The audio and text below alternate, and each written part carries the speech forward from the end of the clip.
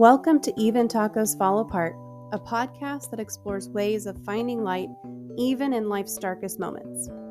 I'm MommaFoxFire, and in today's episode, we embark on a heartfelt discussion about resilience and divorce and the ability to rise above during challenging times. Divorce can be an incredibly difficult and emotionally taxing experience, but it is also an opportunity for growth, self-discovery, and the cultivation of resilience. In this episode, I talk with Nancy Perpall about marriage, divorce, decisions, and resilience. We talk about ways to walk through the pain and the heartache of divorce only to emerge stronger and more resilient on the other side. Nancy and I embark on a wide-ranging conversation, as we usually do, exploring the various aspects of relationships, divorce, coping, resilience, healing, and rebuilding. Nancy shares her experiences, and I share some of mine, as well as hindsight insights, along with some realistic strategies for maintaining sanity and finding strength when everything seems to be falling apart. Not everyone experiences divorce, but if you're listening today, I'm betting you, like me, have been through dark times of some flavor. Nancy and I talk through methods and tools that can help us navigate and grow through any challenging situation, be it divorce or loss or hardship or just a really shitty day. So whether you're going through a divorce, supporting someone who is, or simply seeking inspiration to overcome your own dark times, this episode is for you. My intention is to provide a safe space for reflection, healing, and the exploration of resilience in the face of adversity. So join me as we delve into this powerful conversation on Even Tacos Fall Apart. Because even when tacos do fall apart, resilience allows us to rise, rebuild, and find new beginnings.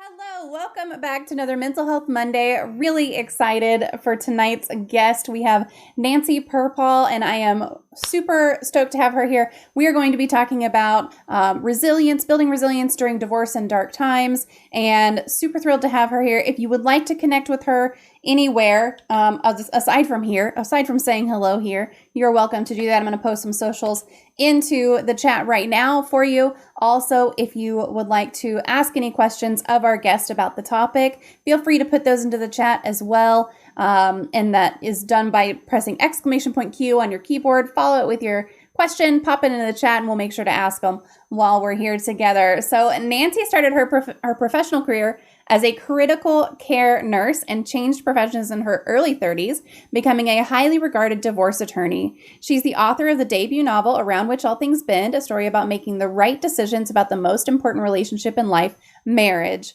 It follows the journey of a young man who realizes that it's not about finding the right person, it's about being the right person for the relationship.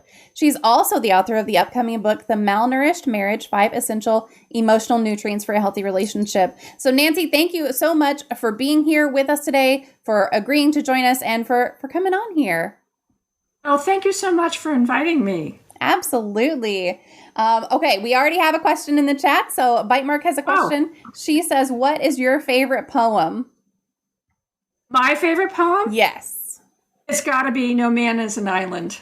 I don't know that we've had anyone bring that up before, but that's a good one. That's the one It's all about connection. You know, Yep. The minute we're born, we're looking for connection.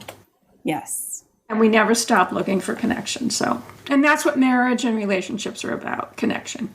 That's very true. Mm-hmm. Yep. Mm-hmm. So there's a link to that right in the chat. If you would like to go and read it, you are welcome to. And yeah, that was an excellent illustration of how to put that question to the question queue. I appreciate that. So Nancy, we're just going to jump right in. Can you tell us a little bit more about what made you become interested in critical care and then changing to divorce and family law? Well, I became interested in critical care because when I was 13 years old, my father went into the hospital 2 weeks before Christmas. He had cancer, and he didn't tell us why he had to go to the hospital. I think he was afraid that he was going to cry, and I never saw my father. My father died at the age of 88, and I never saw my father cry. And all my brothers and sisters have had different reactions to the fact that he didn't tell us what was wrong, but he didn't come back for 3 months. So anyway, Wow. I actually went to the hospital to help my mother, not to help my mother, but to come back, at night and drive with my mother back to our house.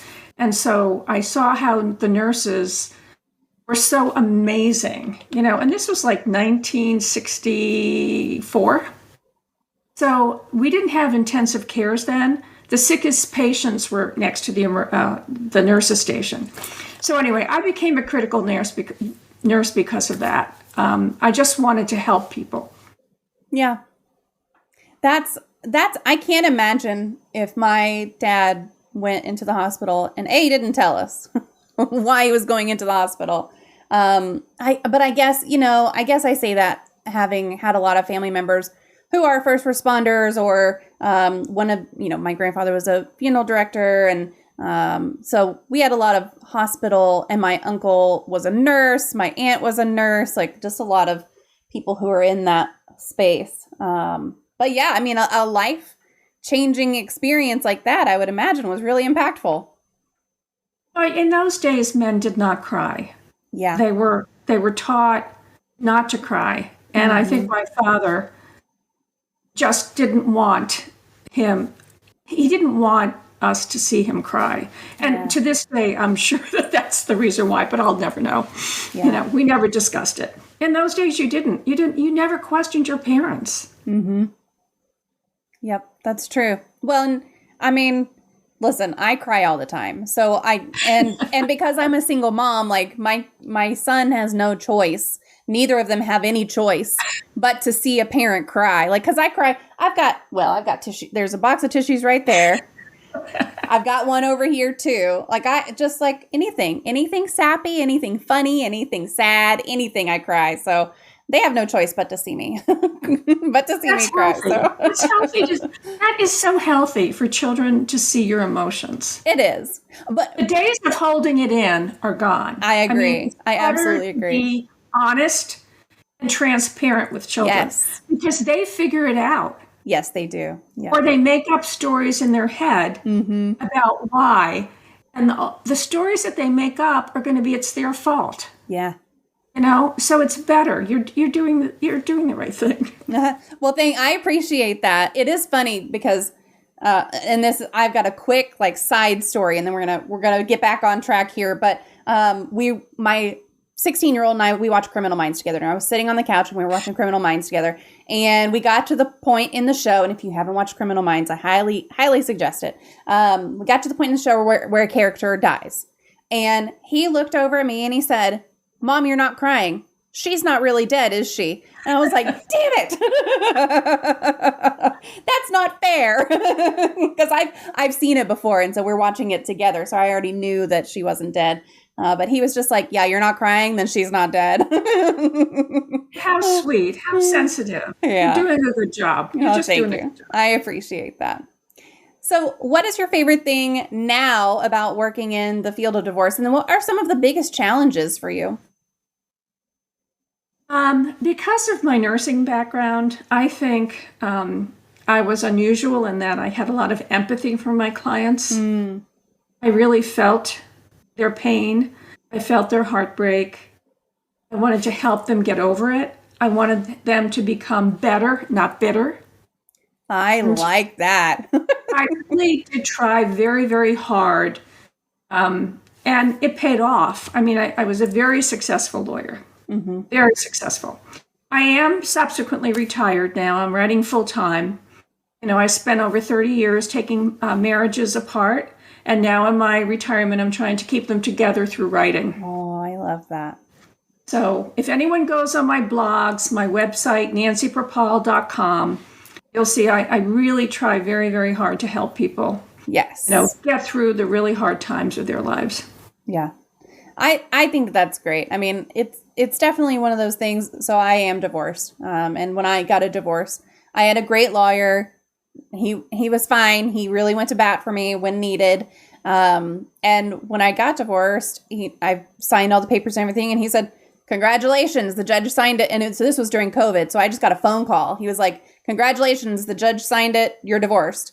And I was like, no, I've never had anybody say congratulations for getting divorced. But it is one of those things. It's like, once you get to that point, you probably are where you need to be, in your relationship. But if you can do some work and save it, if it's worth saving, then I think that that's a beautiful thing to work on. Well, it's interesting. I think I mentioned to you, I've done over 60 podcasts, and most people ask me at some point in the podcast, what is the number one reason why people get divorced? And my answer is, it's not an affair. It's not finances. It's not the kids. It's about being mismatched from the very beginning. Settling. Not really understanding who it was that you're partnering up with for the rest of your life. And that's the reason why I wrote the novel Around Which All Things Bend, which I think you mentioned. It's making sure that you are making the right decision. Yeah. Because all of these things that happen after you get married, all the tiny little arguments you're going to have, and you are going to have arguments. I mean, marriage, let's face it, marriage is all about fighting. There are things that neither of you come into the marriage with the same background. You weren't raised in the same neighborhood. You weren't raised by the same parents. You didn't go to the same schools. You may or may not have the same religion or the same color or the same culture. So you're coming and you're trying to get from me and me to we. And it's going to be a struggle. Let's face it, it's a struggle. Yeah. So you have to make sure that the two of you are going to be able to resolve some of these things in a way that's going to be compatible and livable. Absolutely. And that's when people go wrong. Yeah. And I like putting it as, you weren't necessarily compatible from the start. It was a mismatch, because it's true. If you were raised by the same people, then you're like brother and sister or brother and brother, and that's not good. You got bigger problems. Yeah, there's a different problem for sure. But it's one of those things, like, if you were raised by the same people, you would have the same understanding of life. My sister and I were talking about this past weekend. It's like, sometimes we feel like we share a brain a little bit, but even then, I can understand if she's trying to say, oh, what's that thing? I can probably come up with it. Or if I'm trying to say, oh, what was that I'm trying to think of? She can probably come up with it. But there are, other life experiences that feed into the rest of that. But the thing is, we were raised as children together in the same house and everything. So we do share that little bit of a brain. But like, we should not be married. Absolutely not. First of all, we would murder each other.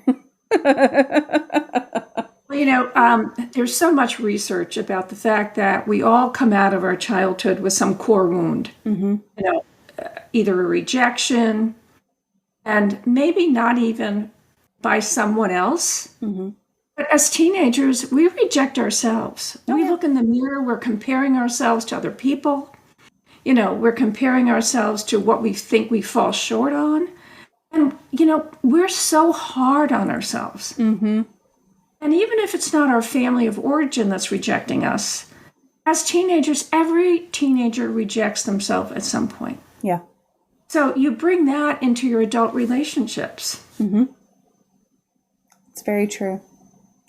Going back to the murder bit, I guess, do you have a true crime story or a serial killer story that fascinates you? Well, actually, I have to tell you, it's The Silence of the Lambs. I mean, let's face it. Yeah. I could watch that. I think I've watched it maybe, 20 times. I could watch it again. I mean, there's just so much in there. Every time I watch that movie, I see something else. The psychology, the pathology. Yeah. I mean, I just think it's one of the best serial murder movies I've ever seen. Yeah. That's a good one, especially for being a 90s movie. Like, that has stood up against time. It's more than, oh my God, I can't believe this, but it's more than 30 years old at this point. And it's still such a good movie. Such a good movie. Oh, man. Are there any cut and dry signs that a relationship is not going to work out? And when should you call it quits versus when should you try to work it out? Well, John Gottman, who is the father of relationship research, and you're shaking your head so you know who he is. Yep. Okay. Washington University, he has the Love Lab. And he's been studying this for seriously, 35, 40 years. Yeah. And he calls it the 4 horsemen of the apocalypse. And it's contempt, criticism, defensiveness, and stonewalling. Those are the 4 things that if you see your spouse doing that, rolling the eyes, crossing the arms, looking the other way, not moving their eyes from the screen of the personal device or the computer, and giving you attention, those are the bad signs. Mm-hmm. Those are the bad signs. Then you know something's seriously wrong.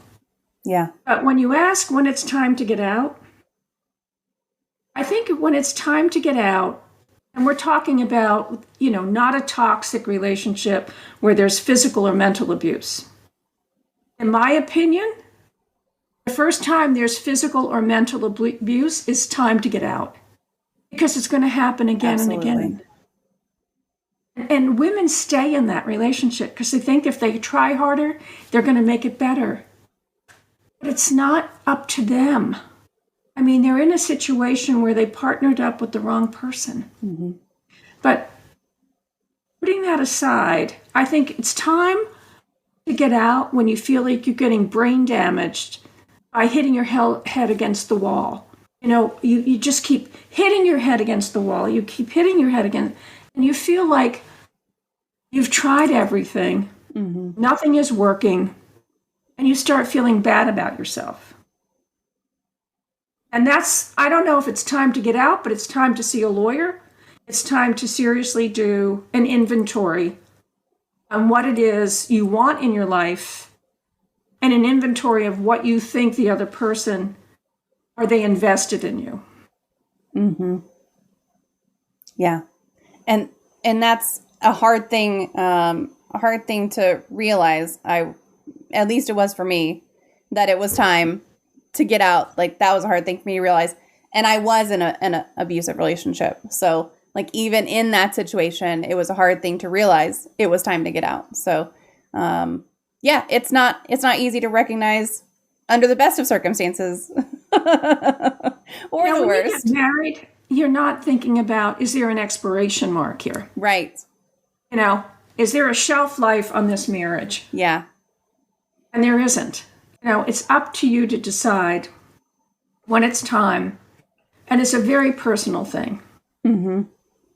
But sometimes I think, at least in my experience representing women, if they've waited too long, it hurts them. Absolutely. It hurts their ego. It hurts their self-worth. Mm-hmm. And I think at a point where you are so unhappy that you really feel as if you can't get your head off the pillow in the morning, time to evaluate whether or not you're doing more damage to yourself and to your children. Yep. And what you just said, you're doing more damage to yourself and your children, I think is really important too, because you hear a lot of the time that people stay for the kids, which I did. I am a good example of what not to do, folks. We all are, hon. We all are. So trust me. You're not alone. I appreciate that for sure. I stayed much longer than I should have. And in my head, I told myself that it was for the kids. But it was doing damage. I did damage by staying to the kids. And it's one of those things that if I had gotten out sooner, I am also a very firm believer in things happen for a reason. And if I hadn't gotten married to begin with, I wouldn't have my youngest, and I love him to bits. So it's one of those things that sure, I had to go through everything, but did I have to go through it for so long? Probably not. And I don't know anyone who goes into marriage thinking, well, one day I'll get divorced. And there's Actually, I have to take exception to that. okay. There are girls getting married today who call it the throwaway marriage. I'm sure you've heard Interesting. that. I have not. You heard that? No. Oh my gosh. All these girls on the Instagram with the big boof, I mean, they call it the throwaway marriage. Mm-hmm. Huh. Yeah. Mm-hmm. So it's what? a thing. What are Google they? it. Yeah. So what do they mean? Well, all right. I'm googling it right now. What do they mean by that? The throwaway marriage. It means their practice marriage. It's their practice marriage. How funny. Did you find it? Well, there's something in 2015 talking about a temporary marriage. Oh my gosh, there are like studies on this. Yeah, I mean, a temporary marriage makes more sense than marriage for life. Most marriages end in resentment. What is this? That's a whole different show. That is a whole different show. That's for sure. Well, bringing it back to resilience during divorce and everything, there is no arguing that divorce is difficult. I think everyone understands that divorce is difficult, even if it's a mutual process, even if you're both on board, even if you're ready to sign the same paperwork, you've got everything planned out. It's a hard thing because you have had to come to this decision. So how can someone build their resilience during a divorce? And what are some of the strategies for coping with the stress and uncertainty of the divorce process? I've always told my clients when they're in that situation to keep repeating the mantra, the person who cares the least controls the most. The person who cares the least controls the most. Mm-hmm. Because when you're going through a divorce, the person who you've given your heart to and trusted that they're not going to break it, they broke it. So, you have to step back. I mean, there are all these studies, and trust me, I've studied it, I've read it, I've researched it, I've done the deep meta research on resilience and how do you help people. But the only thing that people can do is decide for themselves that they're not going to get sucked into that vortex of being angry and resentful. You just have to step back, and the person who cares the least controls the most. Mm-hmm. It's helped a lot of my clients. Yeah. And one of the things that I've told them also to try to get over it, and resilience is a mindset. Mm-hmm. It's control. It's discipline. Not easy. Resilience is not easy. Mm-hmm. I mean, people throw that word out like, oh, you're supposed to get resilience like you have a super green, energy drink. That's not resilience. You know what I mean? It's hard. It's very, very hard. But you have to think you're in McDonald's banging on the counter wanting a steak. You're not going to get a steak in McDonald's. Mm-hmm.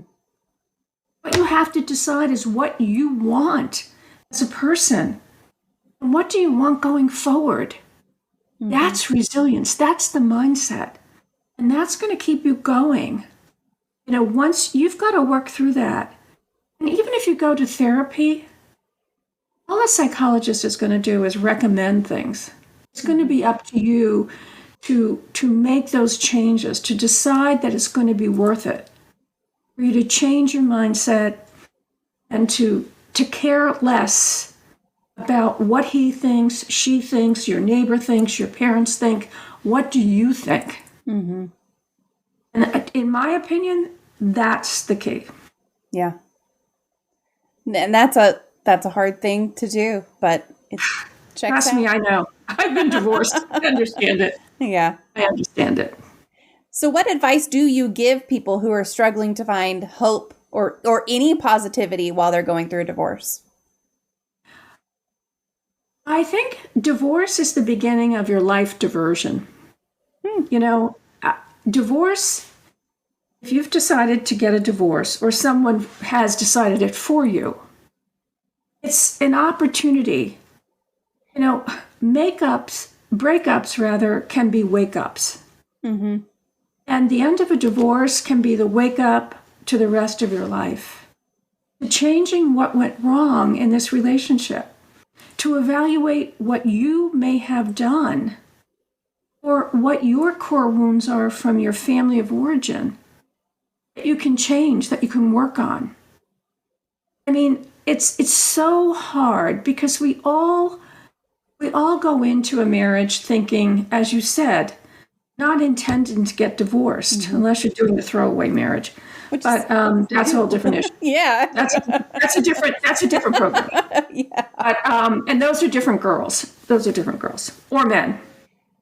But, you know, life is a long, long journey, and we do the best we can.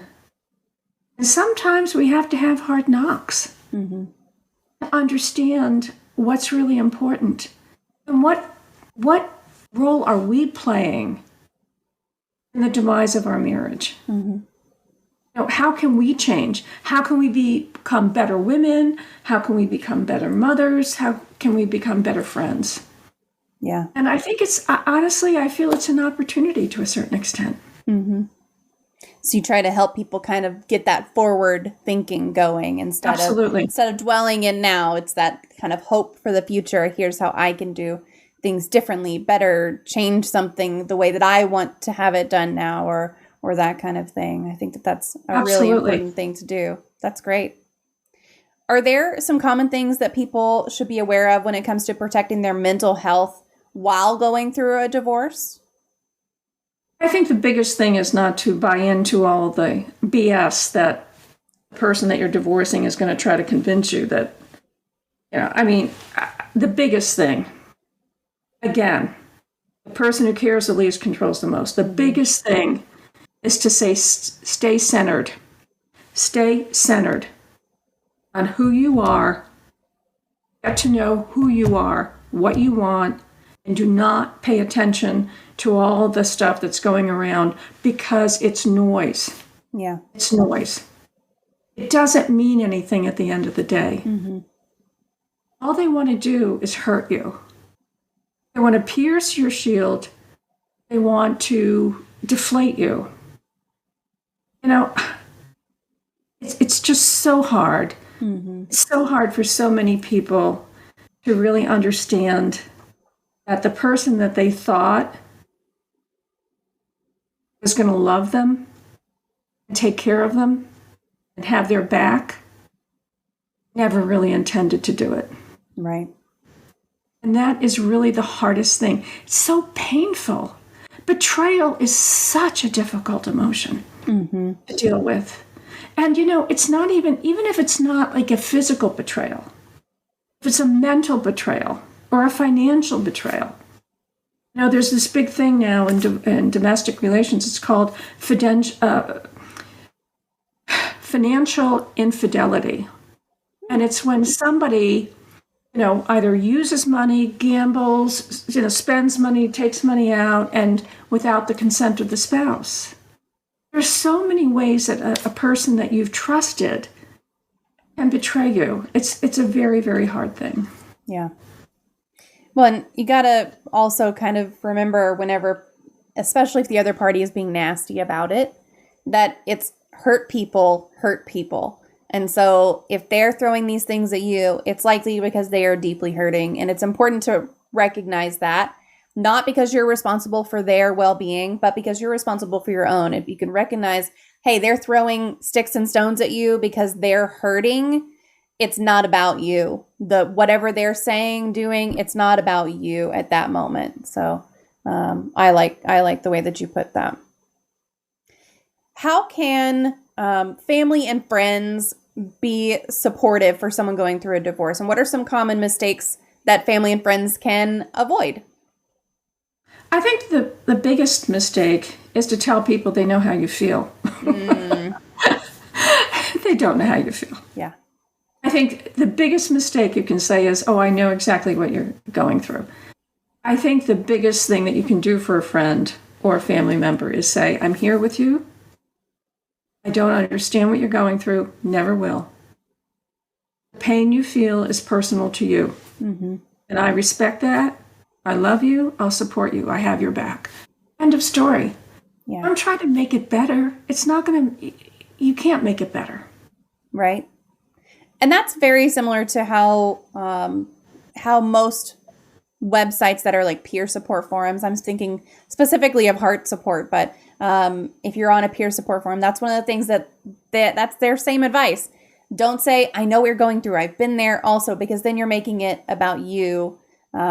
Much better to say, I'm here for you, or ask them, what do you need from me right now? What can I do to support you right now?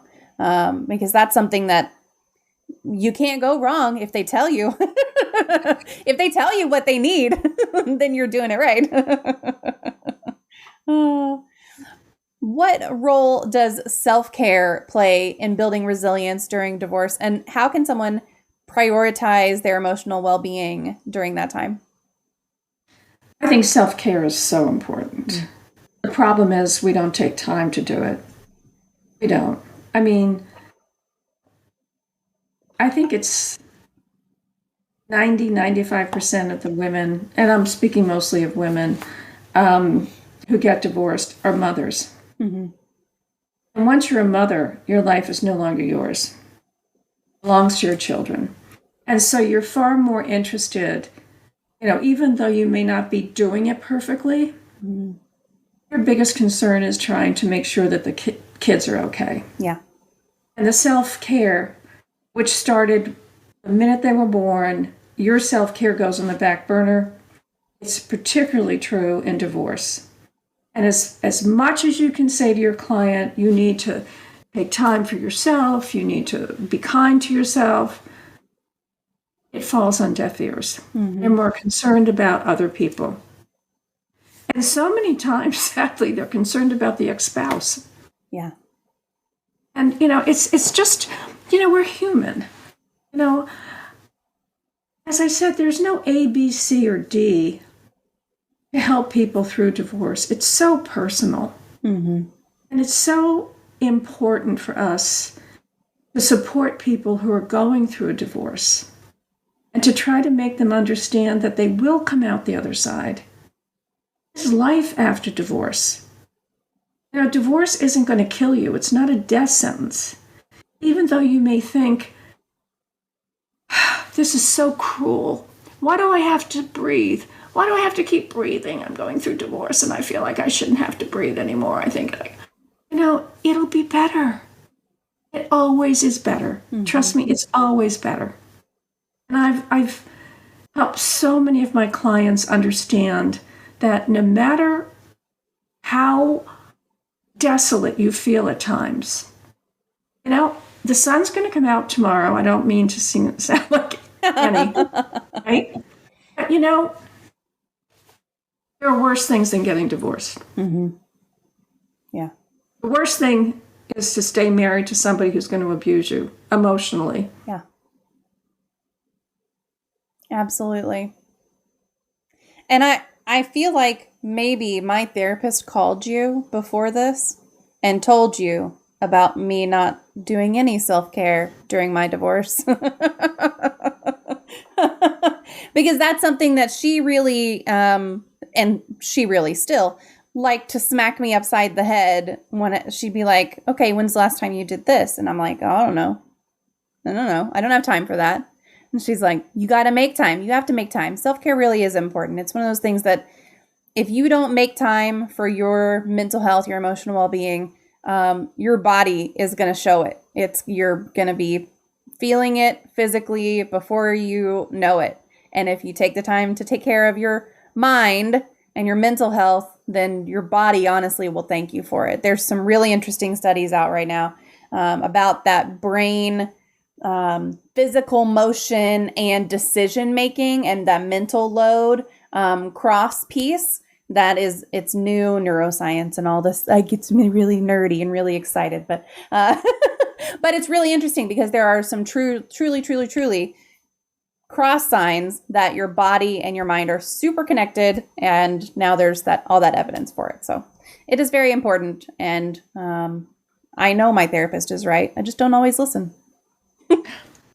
Well, there's a great book out, and I'm blanking on the author, but he's a scientist. It's called, you've heard it, The Body Keeps the Score. Oh, yeah. And I mean, everyone is going through a divorce should read that book. And, you're not going to read it because it's like, 300 and 400 pages. It's but long. read a synopsis or just, read the reviews. The body does keep the score. Yes. And if you don't take care of yourself, it's not going to help your kids. Mm-hmm. It's not going to help anyone that you love. You really do need to address self-care during a divorce. You absolutely have to. Absolutely. Are these same strategies for building resilience during divorce? Are those applicable during other times in your life that are difficult as well? Oh, absolutely. Absolutely. I mean, if you're a caregiver, and you're in that sandwich generation, you're taking care of your parents, you're taking care of this. I mean, the whole idea of mindset and really being focused on what it is you need to do to help yourself do what other people need of you. Mm-hmm. That's the key. That is absolutely key. Yeah. Is there anything that you do now? I know you said you were divorced, but is there anything, and I know that you're remarried, right? Or at least in a relationship. Yeah. So finally, I got it right. There you go. Listen, you learn. Only took me 3 times.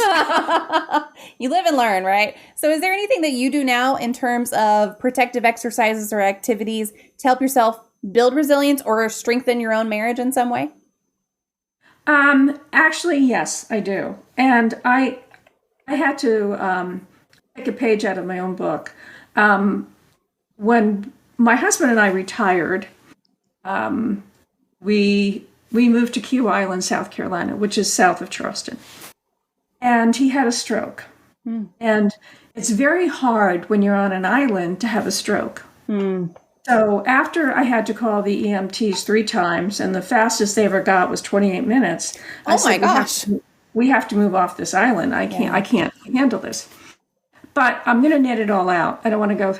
He has Parkinson's, which was what caused the stroke. And so his Parkinson's is progressing. And so I've become, I was a nurse, which, is in my DNA, but I've become more of a caretaker. And so it's very hard to look at the person that you married and realize he's not the same person that you're waking up with. Yeah. Life changes. And so what you have to do is really take care of yourself. And it was very, very hard for me to do what I'm suggesting to your listeners.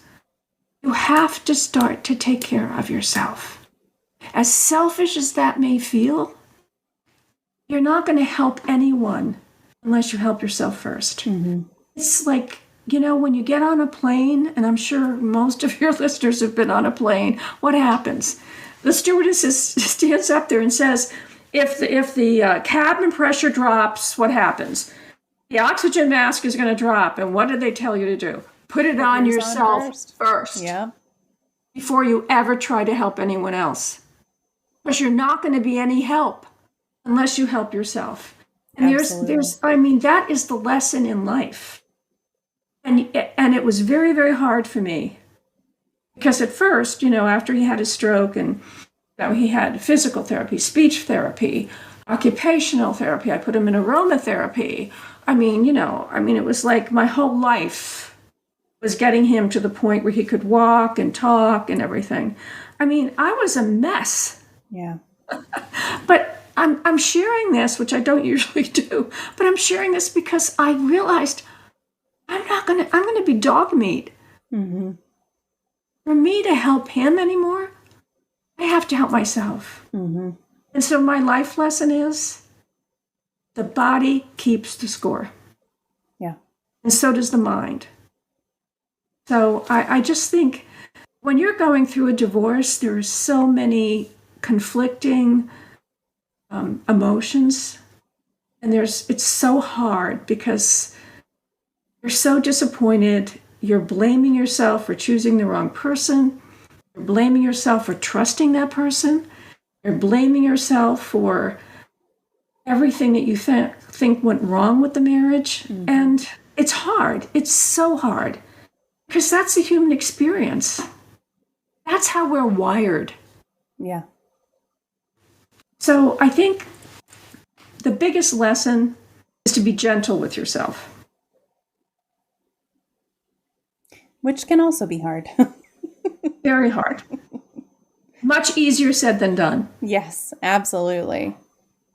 Well, and I think especially if you're going through a divorce and or you are a caregiver of any sort, you really do have to be gentle with yourself. You have to be kind to yourself. You have to make sure you are taking care of yourself. That's something that I've had to have some conversations about lately with my dad because he's currently caring for my grandmother who has dementia. And so we're kind of, now we've gotten to the point where it's like, all right, we hired a healthcare worker. My dad goes 2 days a week. The healthcare worker goes 2 days a week. I try to go 2 days a week and my sister goes 2 days a week. So there are several days that like some people, she gets a couple visitors a day. The church goes once a week, like all this stuff. But before he was just doing it himself and he would call me and be like, hey, can you go to grandma's today? You know, can you do this today? I just can't make it. And I'm like, Dad, I'll go as much as you want me to. Please let me help you. And it's one of those things that it's so hard because it's easy, especially if you are, again, you know, we were talking about women and children and everything, especially if you're a mom and you are going through a divorce and you're like, I have to do all this stuff. If you have someone that you can ask for help, or if you have, hire a babysitter, and then literally drive to the park and take a nap in your car if you need to. You don't have to be going somewhere fancy to hire a babysitter. Good advice. Yeah. Good advice. But whatever you can do to just take care of yourself, it is so, so, so important. Absolutely. Now, life is short. This is not the dress rehearsal. This is it. Yes. Yep. I know we've talked a lot about divorce and that kind of thing. So I want to turn it around because we can't just talk about negative stuff. Do you have any favorite resources or tools to recommend to people who are in a serious relationship or are getting married in the near future, or maybe they just got engaged, to help them strengthen their relationship or do what they can to try to get that solid foundation going? Well, you know, it's interesting you should ask. I mean, it sounds like I'm blowing my own horn, but I spent 3 years writing this book, The Around Which All Things Bend, which is a book about what to look for when you're about to get married and you start to have doubts. You start to see the cracks. You start to see the falseness of the person that you're about to get married. And Around Which All Things Bend is about this young man who starts to see the cracks and decides that he's not going to go through it, even though it's only 4 days before the wedding, and then all the consequences that flow. And then he does meet somebody else, and, you know, what they go through to determine if they're the right fit. And there's a couple who's psychologists. Their last name is Aaron, and they came up with the 36 questions. Perhaps you've heard about it. It was published in the New York Times in the 90s, and it's been published and republished again. And it's these questions that a couple should ask each other, facing each other, and you have to look in your eyes. And you ask these questions to get at the real nub of whether you're going to be compatible. So I don't go through all of them, but in the dialogue, I intersperse it with things that you should ask the person that you're thinking about partnering up with the rest of your life.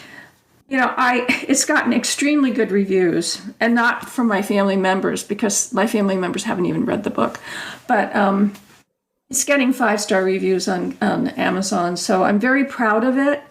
It was a labor of love, literally a labor of love, to try to avoid the pain and the anguish that I went through when I made mistakes, that I want people to avoid. So I would recommend that. It's chock full of recommendations. Mm-hmm.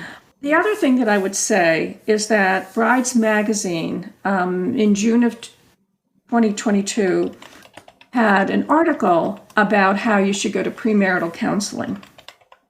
Bride magazine, of all places, right? You think all they're interested in selling the dresses. It was a very, very good article. And subsequently, I did a blog on it.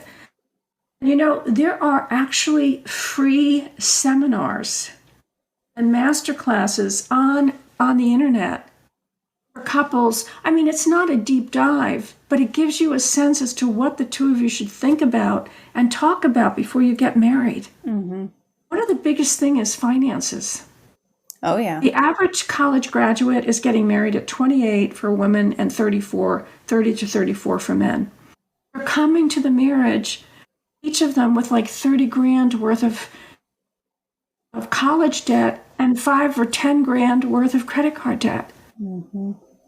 Do the math.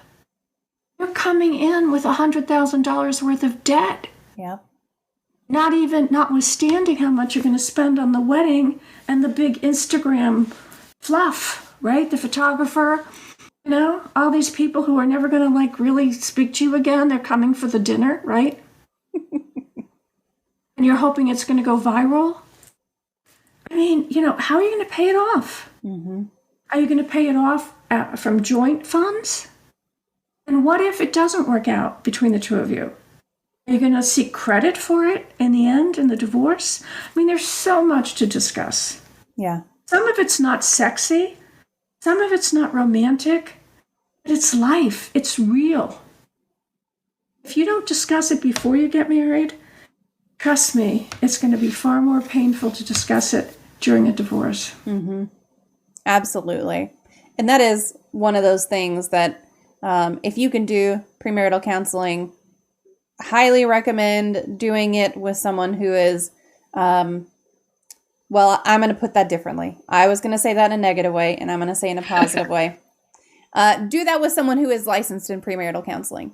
That's how I'll put that. I was going to go into not doing it with like someone just from your church, but do it with someone who is licensed. Honestly, I have to jump in here. Yeah.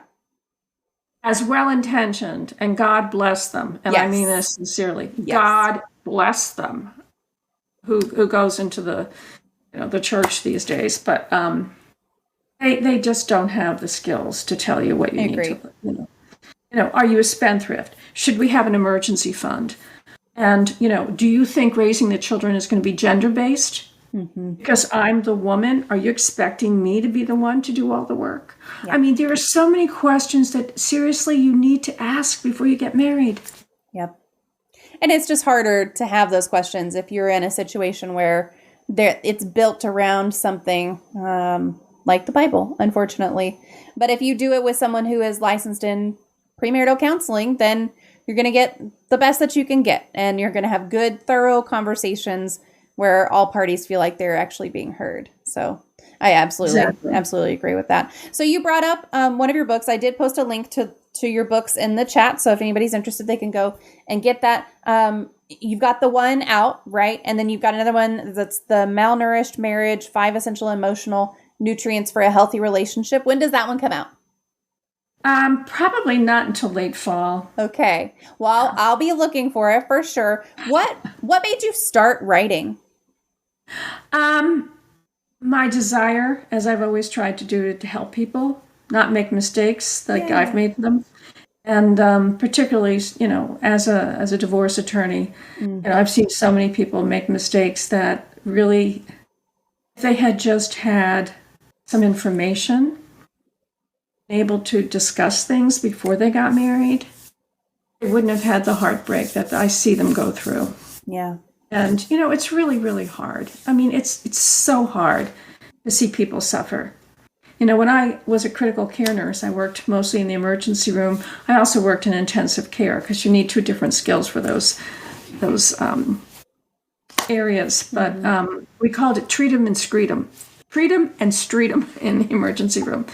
And I never looked at that. A lot of my colleagues looked at divorce as treat 'em and street 'em, meaning get it in, get it out, get rid of them. And I never really felt that way. Mm-hmm. I felt like, I wanted to make a difference in their lives.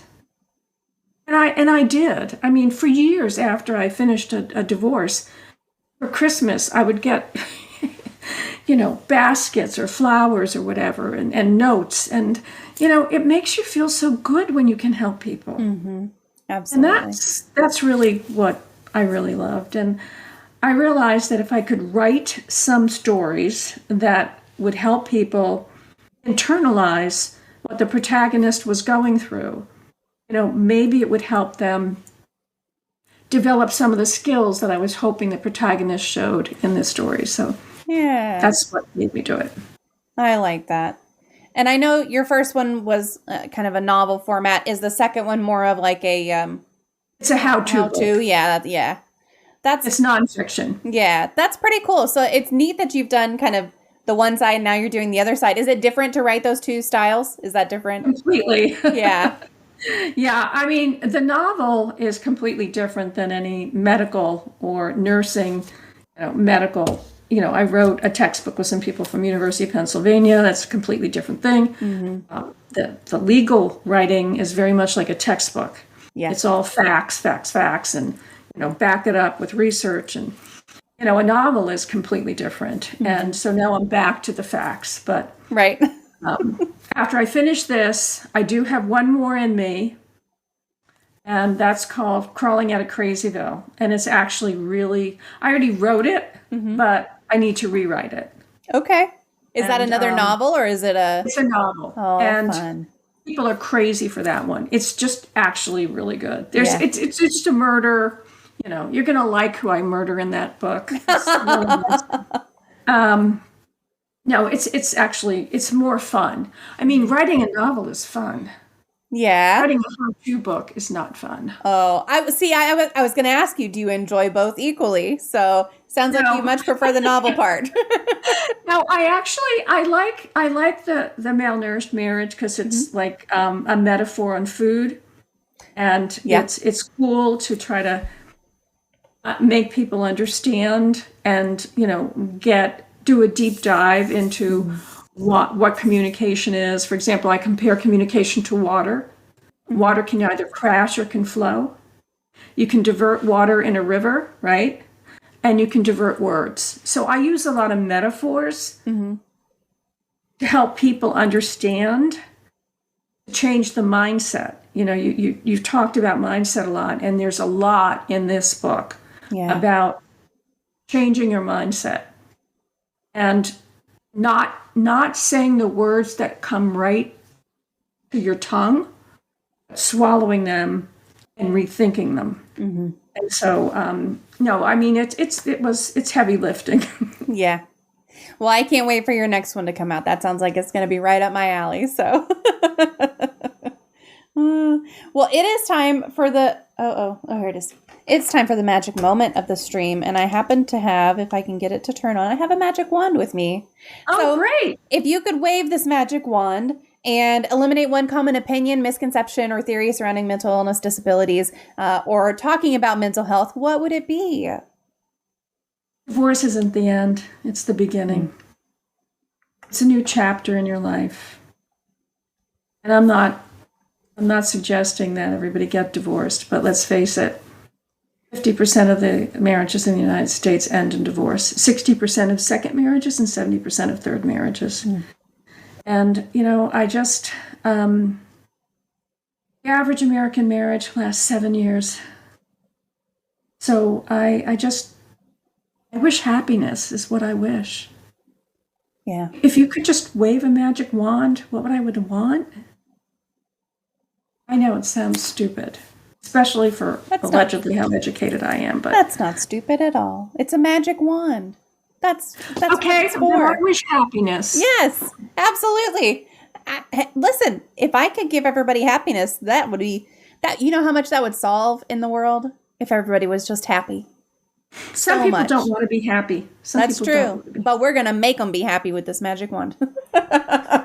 We can pray. Yes, absolutely. Well, that kind of brings us to the end here. So, chat, if you have any other questions for our guests, feel free to pop them in. And Nancy, if there's anything that you want to throw out there as far as resources or anything, websites, personal recommendations, I am going to post all of your socials one more time just to make sure that everybody can connect with you. But if there's anything you want to throw out there as we close up here, feel free to do so. Well, I think the resources are on my website. I could go down a whole list, but I just, I would urge people, if you would, be kind and sign up for my newsletter, which would be greatly appreciated. I sent actually my my nonfiction book, the how-to book, to two editors two agents rather, in New York, and they both loved the title, loved the prospectus, but they said you have no author platform. Oh. You know what it means to have an author platform? You have to have 10,000 to 15,000 followers. Oh my gosh. And they said, we'd love to represent you. Great idea, but we can't sell you because a publisher, one of the big houses isn't going to buy your book unless you have 15,000 followers. So you know what? I think I have 1,000. Yeah. But anyway, that's just the way it is today. It's just life. Well, so which platform are they looking at? Because we can make sure to...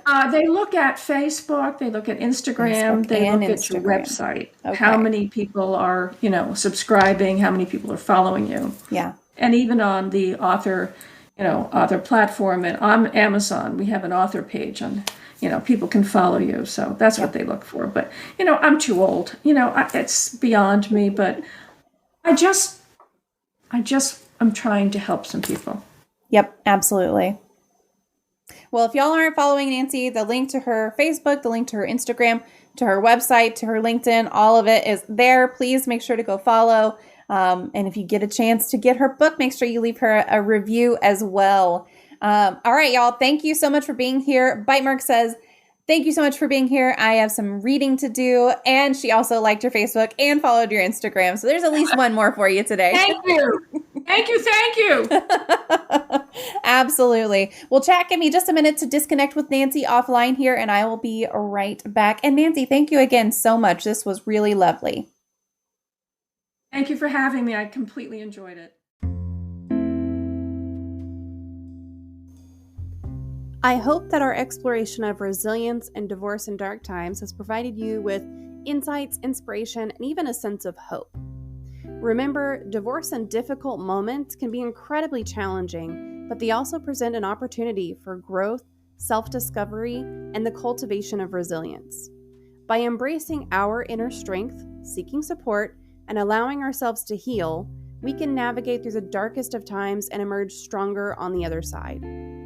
I want to extend my heartfelt gratitude to Nancy for sharing her stories alongside mine and her wisdom, and to you, our listeners out there today, for joining me on this journey. I hope you feel empowered and encouraged to find resilience within yourself and support others on their own paths if you have the time and energy. If you found this episode valuable, I kindly ask you to leave a review and a rating on your preferred podcast platform. Your feedback helps me reach more individuals who might benefit from conversations like this one and helps us all feel a little less alone in the world. Thank you for tuning in to Even Tacos Fall Apart. And remember, even when life feels its darkest, resilience can guide us toward brighter days and a renewed sense of purpose. Until next time, take care of yourself, embrace your inner strength, and keep finding the light in the midst of life's challenges.